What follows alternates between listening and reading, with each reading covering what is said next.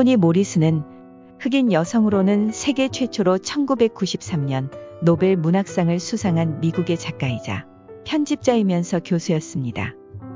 그녀의 소설은 서사적인 테마와 생생한 대사, 풍부하게 묘사된 흑인 등장인물들로 유명합니다. 그녀에게 글쓰기는 가장 강력한 무기였습니다. 토니 모리스는 오하이오주의 로레인에서 중산층 가정에서 이남 이녀 중 둘째 딸로 태어났습니다.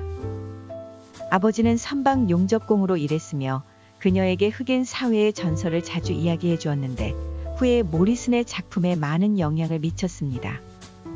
모리슨의 부모님들은 인종차별적 사회 속에서도 사회의식과 저항의식이 있었으며 강인하고 성실하고 생활력도 강했습니다.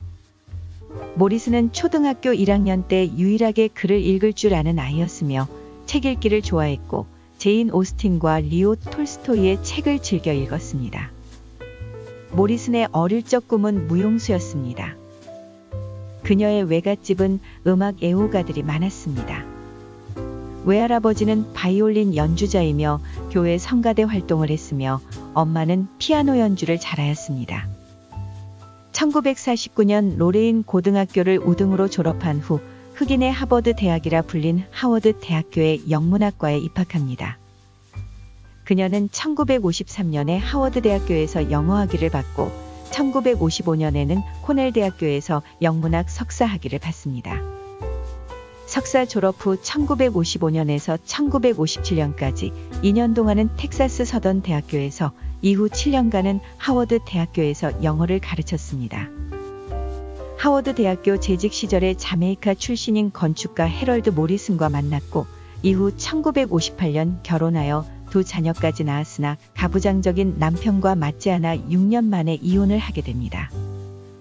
이혼 후 1965년부터 뉴욕 랜덤하우스 시러큐스 지부에서 편집자 일을 시작합니다. 그곳에서 흑인 작가들을 발굴하여 흑인 문화와 전통을 미국 주류 사회에 스며드는 데 큰 공헌을 합니다. 아이를 키우며 직장을 다닌 모리슨은 훗날 뉴욕타임스에서 작은 방과 작은 두 아이가 내가 가진 전부였다. 남편과는 이혼했고 너무 외롭고 힘들었다. 아이들이 잠든 후 글을 쓰는 일만이 위로가 됐다. 라고 회고합니다. 이후 1967년부터 1983년까지 뉴욕시 랜덤 하우스에서 최초의 소설 부분 흑인 여성 편집자로 일했습니다. 모리슨은 1970년에 5년 만에 완성된 장편소설 가장 푸른 눈으로 등단해 주목을 받습니다. 1971년에는 뉴욕 주립대 피처스 분교에서 교수직까지 맡게 됩니다. 1973년 두 번째 소설 술라를 출간해서 두 아들에게 헌정합니다. 세 번째 소설을 쓰기 전에 랜덤하우스에서 큰 프로젝트였던 흑인 선집을 편찬하는 결실을 얻게 됩니다.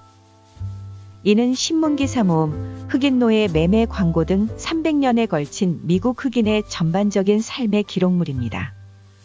나중에 그 기록물을 통해 다섯 번째 소설 빌러비드의 소재를 얻게 됩니다. 1977년 세 번째 작품 솔로몬의 노래는 상업적인 성공을 거두며 이달의 책 코너에 오르는 영광과 전립 비평가협의회상을 수상합니다. 마침내 허드슨강이 보이는 좋은 작업 공간을 갖춘 집을 구입하며 성공한 미국 작가의 반열에 오릅니다.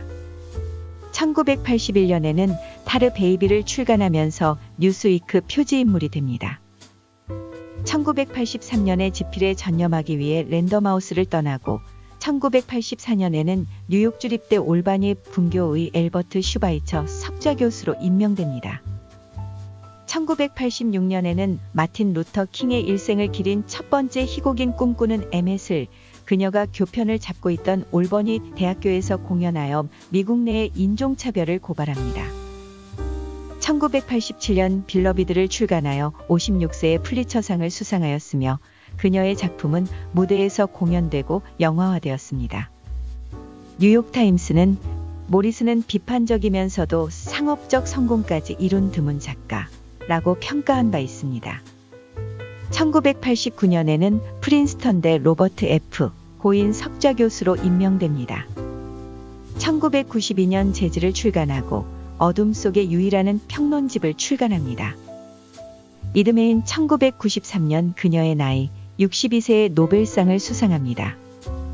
노벨위원회는 그녀를 환상적인 상상력과 시적 언어를 통해 미국의 사회 문제의 삶을 불어넣었다고 평가했습니다. 당시 모리스는 노벨상 수상 소식을 듣고 나서 개인적으로 무엇보다도 놀랄만한 것은 노벨 문학상이 드디어 미국의 흑인에게 수여됐다는 점이라고 소감을 밝혔습니다. 노벨상 소식 후 기자들이 프린스턴대에 인터뷰를 하러 왔을 때 강의를 소중히 여기는 모리스는 수업을 모두 마치고 인터뷰를 응했다고 합니다. 노벨상 수상의 기쁨도 있었지만 그해 모리스는 화재로 헛웃은 강변의 집과 수많은 원고와 도서, 가족 사진 등을 다수 잃었고 그녀의 어머니마저 병으로 죽는 불운을 겪기도 했습니다. 모리스는 아이들을 키운 엄마로서 동화책에도 관심을 가지고 있었습니다. 아이들이 읽는 책은 올바른 가치관과 세계관에 영향을 미친다는 작가로서의 책임의식이 있었기 때문입니다. 말년에 모리스는 화가이자 음악가인 둘째 아들인 슬레이드와 함께 동화책도 썼습니다. 슬레이드가 2010년 12월 췌장암으로 사망했을 때 모리슨의 소설 중 하나인 고향은 반정도 집필 중이었습니다. 아들을 먼저 보낸 상실감으로 모리슨은 잠시 소설 작업을 중단했지만 다시 용기를 내어 2012년에 고향을 완성하고 슬레이드에게 바칩니다. 모리슨은 2012년 버락 오바마 전 대통령으로부터 미국에서 받을 수 있는 가장 큰 영광으로 꼽히는 자유의 메달을 받았습니다. 2015년에 11번째 소설 그 아이를 도우소서는 그녀가 84세 때 출간됐습니다. 모리슨은 2019년 향년 88세로 뉴욕 몬테피오르 병원에서 별세했습니다. 모리슨의 유족은 경건한 어머니이자 할머니 그리고 이모였던 모리슨은 가족과 친구들에 둘러싸인 채 평화롭게 세상을 떠났다고 전했으며 그의 죽음은 우리에게 큰 슬픔이지만 우리는 그의 삶에 감사하다라고 덧붙였습니다. 그녀는 흑인들 삶을 여성적 시각에서 표현하며 인종차별, 성차별 문제를 지속적으로 고발했습니다. 인종차별을 소재로 하지만 노골적인 이데올로기를 내세우기보다 이를 문학적으로 승화시켜 보편적 공감을 자아냈다는 평가를 받습니다. 모리슨은 그녀의 작품에서 노예제도의 폐해 고발, 흑인의 정체성 혼란, 백인 노예주의 인간성 상실, 백인 중심의 미국 역사의 비판 등을 다뤘으며 시간적 배경은 17세기 말부터 1990년대까지 미국의 전 역사를 망라하고 있습니다. 그녀의 소설에는 역사, 사회, 음악, 정치, 미담 등이 담겨 있습니다.